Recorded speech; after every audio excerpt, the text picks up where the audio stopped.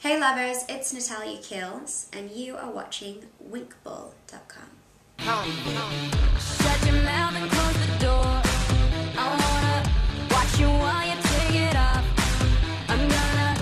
My real name is Natalia, and when someone asked me what is the best way to describe you, if you could choose one word to describe yourself, what would it be?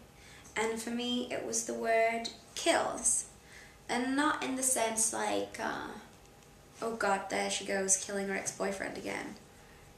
More so like, when you give 100% of your energy, when you give 100% of your passion to something that defines you, we would say, you killed it. Mm-hmm. You know, she was dressed to kill, wearing killer heels. You know, Michael Jackson was the best singer of all time, he killed it. You know, when it's we kind give of 100%. it's kind of like a generation thing, especially our generation, is that killing it is a term that you use now to describe, you know, putting in that percent. So you kind of used it in a way that no one else has before. That is kind of interesting. Yeah, when someone gives 100% of their passion to something, like me, like a perfectionist, then you killed it. What is perfection for you?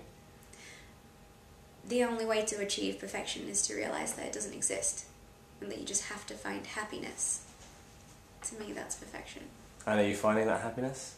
All the time. Good work. Art pop and dark pop are two terms that people describe your music. I mean, how do you feel about that, and do you have your own interpretation? Yeah, it's very nice. Art pop, dark pop. I mean, you know, people have an interpretation. My music is definitely confrontational. It's definitely aggressive for mainstream pop music. But you know, however you want to call it, axe-wielding pop, kill your ex-boyfriend pop, it's all good with me. Akon and Cherry Boom Boom helped produce your single, Mirrors. The single itself is quite strong lyrics. What do the lyrics mean to you? I mean, what was your inspiration behind that particular song? My album's called Perfectionist, and I definitely wanted to explore this kind of obsessive, indulgent vanity, this desire for control, and how much fun you can have with it. And that's how I came about with my song Mirrors. Often when I write my own songs, it's like me at 3 a.m. in my pajamas. You know, I could be on a plane and suddenly get an idea and write it down, or even in an interview. You know, it just depends. But sometimes if I hear a song or a beat and it's really, really good, it can totally inspire a whole new melody, a whole new idea. Social networking, blogging and video sites have played a big part in your journey to kind of where you are today. Could you explain a little further how it kind of started? When I made a demo in 2008, I put it on MySpace, and Perez Hilton, the journalist, blogged about me on his website, and suddenly I had like 2 million views, and it was just crazy. Perez was saying all these nice things about me, so I got on a plane and I went to LA, and I met a lot of different record labels. I met producers and artists looking to sign artists, but then I met Will.i.am, and he signed me. I think that the internet has made it really possible to be direct for a fan base or an audience to really get to know the artists they're inspired by, because everything is so immediate. You can read what they're thinking, you can hear their latest thing as soon as they've made it, you know, and it works really well for someone like me because I have a show that I direct called Love Kills, Kiss Kiss. I'm inviting my followers into my imagination. It's a show, 3-minute films, and the style of it is inspired by all the people I'm inspired by, Tarantino and David Lynch and Hitchcock.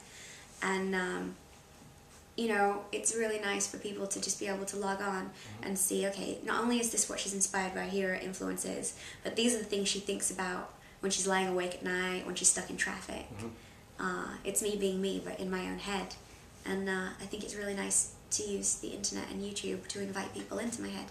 Sweetheart, hold that boat. You know I like it, do it. Sweetheart, I'm the boss. And when you get close to it. We've got a couple of questions from some fans here. First one is, have you lost any part of your soul on the road to fame? I sell my soul. Mm-hmm. That's my whole job. It's not even a job, it's my desire. You know, I put my entire heart and my entire soul and life experience into an album. You can literally find out who I am and how I think and what I've been through by listening to it top to bottom. And it's on iTunes. I'm selling my soul on iTunes. Sure. And it's a pleasure. It's what I want to do. And you know what? If I couldn't sell my soul, I'd give it away for free online. And I'd just work as a waitress. I'd work in McDonald's. What's been the best gig that you've ever played? That's interesting. Two particular performances stand out to me. And the first one is in Amsterdam. And it was just incredible for the crowd to be screaming my lyrics, sex, love, control, vanity.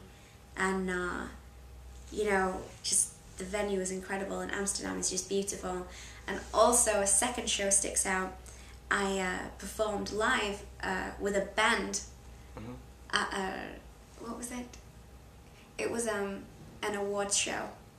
And it was just nice to be, you know, on the red carpet at the awards ceremony, invited as a guest, and then to be able to get up on stage and have pyrotechnics, explosions and lights and big screens and have a band, and it was just really nice. So, what piece of advice would you give to sort of young aspiring musicians? Do whatever you feel like, because that's what's honest. And if something's honest, people will believe in it.